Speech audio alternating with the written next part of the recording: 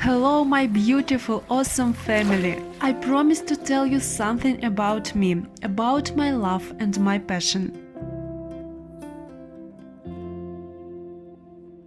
Actually, I'm a geologist. I graduated from Moscow State University. But to be honest, geology is not my passion. I always, right from my early childhood, was crazy about art.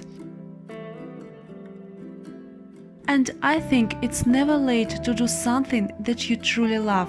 So at the age of 25, I entered university again and started to learn art and design. And this is what I learned in 4 years. My favorite kind of art is animal painting. I work with oils and acrylics. Here you can see paintings of cows, goats, sheep. Sometimes I paint with pencils.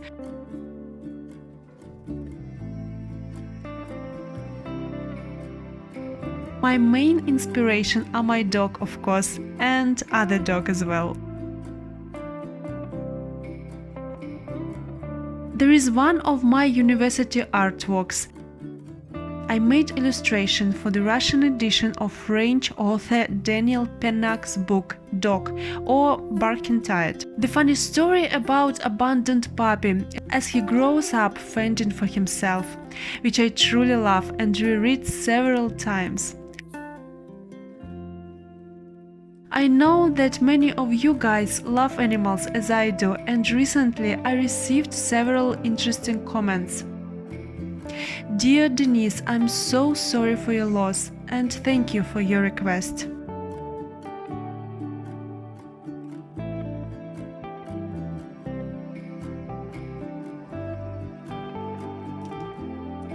You asked me to tell something about myself with my voice, because it is very relaxing and calming for you, so I decided to read a fragment of this book with my illustrations. The story is told from the point of view of the animal, the non-stop adventure of a funny mutt.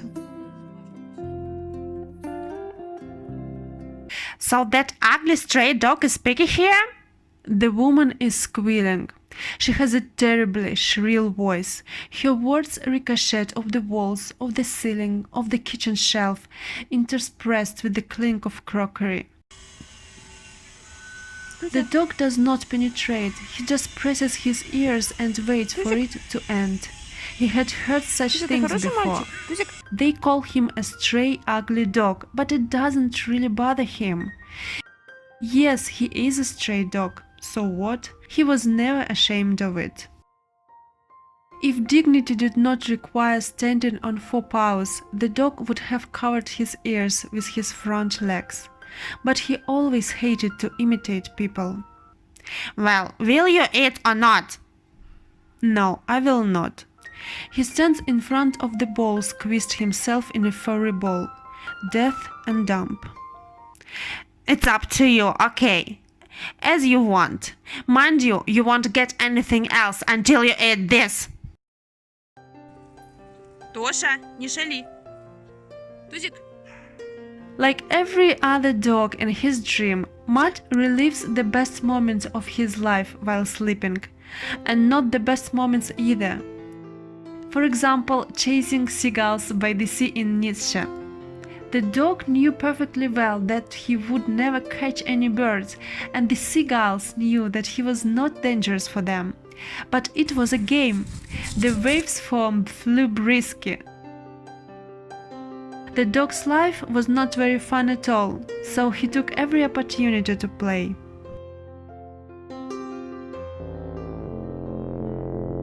And when he whines in his sleep, he remembers his first puppy's impression. He and his brother swallow in a cardboard box. Suddenly a big hand raises him to a dazzling height and immerses him in a bucket of freezing cold water. And he bunks, squeals, whines and chokes in his sleep.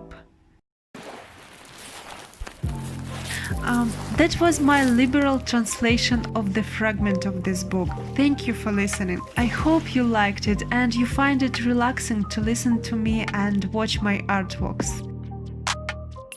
If you have a chance to read this wonderful book, please do. It's very kind and wise and interesting story.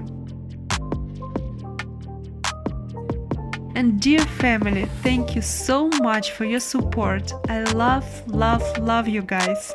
Natasha.